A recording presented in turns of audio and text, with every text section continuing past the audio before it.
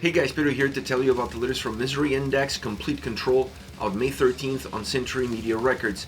The album has 9 tracks, 34 minutes in length, and this the band's 7th full-length studio album. They are an American death metal band. As far as the design goes, this album offers a unique style. You don't see this every day. It's a record that gets better with every single song. It starts off in a way that allows you to ease yourself into the experience of the album, but the moment you get going with this record, you really see the avalanche of sound developing with every single track.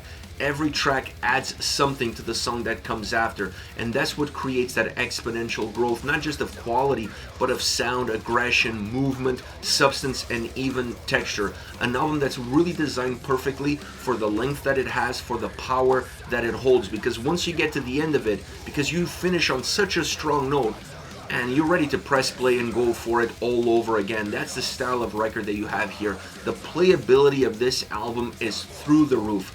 Honestly, my favorite songs are the ones in the last third of the record. It just feels like an album that just keeps getting better and better and better, and that light at the end of the tunnel never comes, because the quality of the album just doesn't seem to have an end.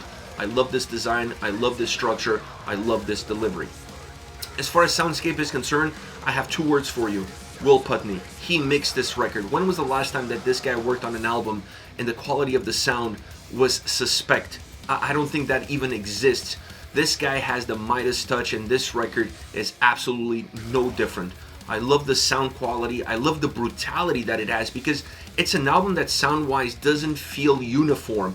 It's not your prototypical death metal record from start all the way to the end. It has that as the core, it has that as its main trunk, but then when you look at the branches on each and every single song, you see some brutal death metal elements, you see some melodic death metal elements. This interaction of genres really allows for the sound quality and the sound experience to be easier to process, easier to digest, because the overall heaviness of the record, if you just keep it moving in one direction with one format, would absolutely overwhelm the listener. So having these little nuances, having these little changes on a track by track basis or within tracks, how it starts, how it morphs, and how it ends, it's really important, because it allows the listener to better understand the record, to better process the album, be able to take all of it in, understand all the heaviness, process all of that power, all of that aggression, but at the same time really enjoy the experience that the record offers. You have to find that fine balance when you're creating an album this brutal, this heavy, and I feel like the sound quality and the sound experience on this record definitely delivers that. It has shapes, it has definition. It's an album that has great sound quality. The brutality, volume, substance, texture of the sound, this wall of heaviness that's coming at you, it's not a wall in which you cannot see the individual bricks. You can definitely see where everything else is coming from, how they're working with one another in order to deliver that final product right in front of you. Now, the drums on this album, I would be submissive if I talk about this record and I don't talk about the drums. The drums are off the charts. I honestly feel for the drummer. I'm tired of just listening to the record. I'm tired as if I was drumming on it. I can only imagine the actual drummer. The power, the heaviness, the brutality of this album, I would say most of it resides in how the drums sound and how they come across. But they have such a warm feel to them. They feel very grounded, they feel very earthy, they have substance to it, they move really well, they don't feel hollow, and therefore they give a lot more strength to the overall songs, to the overall music behind them, to how this whole record moves. A lot of the movement on this album is really propelled by what the drums are kickstarting into each and every single track. They just have this incredible definition, this incredible strength, song in and song out. Now, in front of those drums, you have the guitars. And the guitars is what is starting to create a little bit of a sense of direction. While the drums are creating the movement, or at least starting the movement, the direction in which that movement is going to go more often than not is defined by the guitar sound. And I really enjoy the guitar sound because it was very thick. But just because it was thick, it didn't mean that it didn't have definition. You could really see all the shapes on every single song in terms of being more melodic, in terms of being heavier, being more driven, being more methodic. All of those aspects are really easy to detect really easy to digest for the listener, but the overall thickness of sound that the guitars have really matches well with the overall brutality that the drums hold. The two become this incredible pair that just destroys, obliterates everything on his path, with some pauses here and there in order for you to just kind of catch your breath and get ready for the onslaught that comes next. On the guitar side, the other element that I really enjoyed was the guitar solos. They always felt perfect. Perfect in terms of where they were placed, and perfect in terms of how they sounded. Adding a little bit of an old school death metal vibe to these songs was really important because they have more of a modern push. The overall quality, the mixing, definitely has a lot of modern elements to it. The definition of the sound is very modern in how it comes across. So if you want to create a little bit of a sprinkle of old school death metal, using the solos for that sprinkle to me is the perfect element, because it doesn't change anything. It doesn't change your perception of the tracks. It doesn't change the soundscape. It doesn't change the experience of the album, but it definitely gives the necessary flavor to really bring the whole record together as one.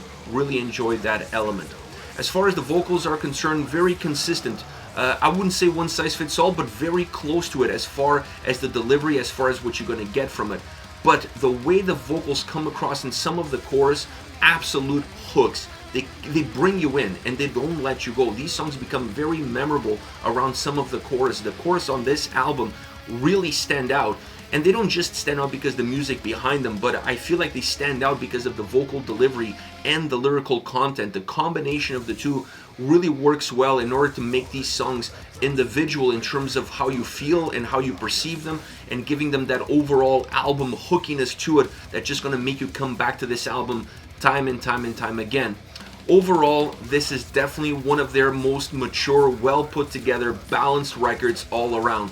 I'm this close to saying that this is the best album that they've ever released. I just feel like they didn't leave any stone unturned. When you look at the gradual growth that the record offers, when you look at the sound quality, the definition of the sound, and at the same time not losing any brutality, aggression, or power with it, then you see the developments, that branching off, brutal death metal, melodic death metal, incorporating the best of all of those genres into one single record without really losing track of what Misery Index is all about. The incredible vocal delivery on top of it that keeps consistency, keeps the album grounded, keeps the album glued, becoming almost a red line across each and every single song. The thickness of the guitars, the solos, the incredible, phenomenal drumming. What else could you ask for? This album is nearly perfect. Doesn't matter how you unpack it, doesn't matter how you look at it. Will Putney mixing it, the cherry on top. As far as favorite songs are concerned, I want to start off with Rites of Cruelty.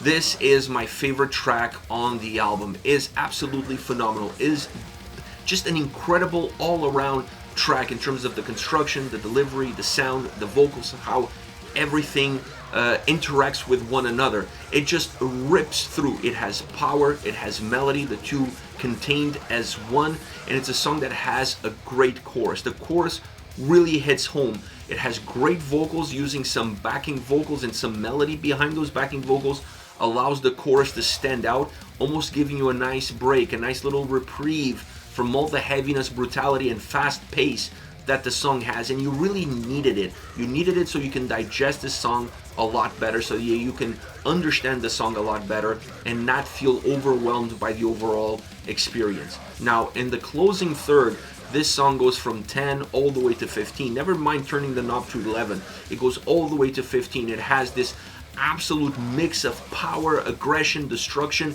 and then some melody into it, creating the perfect ending to a very dynamic track musically. Next, you have Conspiracy of None.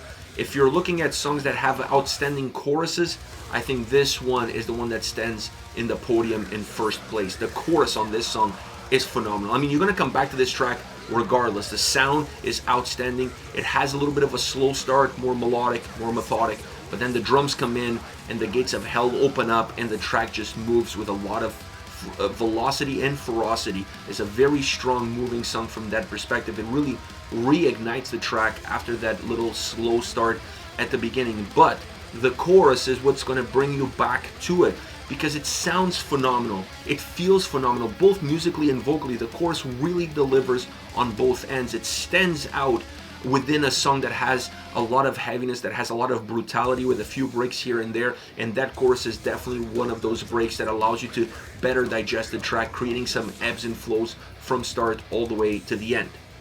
Last but definitely not least, now Defied. This is the closing track, shortest track, just a little bit over the 2-minute mark, and what a song. I mean, they packed, I don't think they could pack any more aggression, any more brutality into this track as they did. There's zero breaks, there's zero pauses. It's pedal to the metal from start all the way to the end.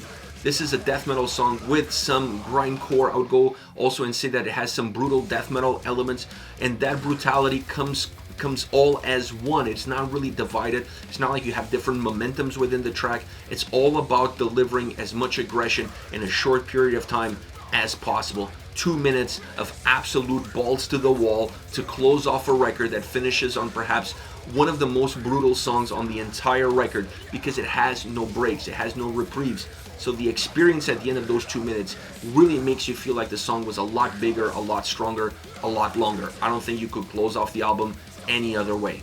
This is it, Misery Index, Complete Control, out May 13th on Century Media Records. Let me know your thoughts. Use the comment section below. I'll be reading those and getting back to you. Take care, guys.